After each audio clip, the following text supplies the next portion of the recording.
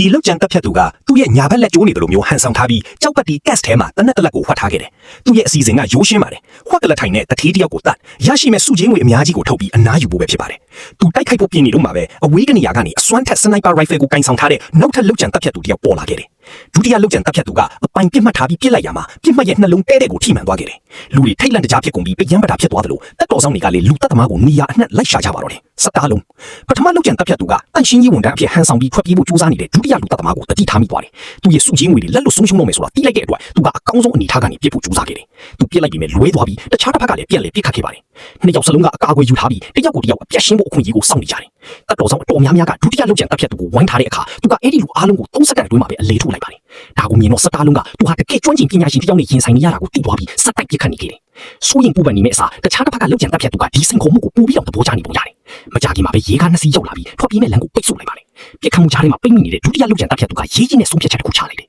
သူကရေးဒီစီမှာအဖမ်းခံလိုက်ပါတယ်ရေးဒီကဒုတိယလောက်ကြံတက်ဖြတ်သူကိုဖမ်းဆီးခေါ်ဆောင်သွားတဲ့အတွက်စတားလုံးကတော့စုခွာရုံကလွယ်လို့တခြားရွေးချယ်စရာမရှိတော့ပါဘူး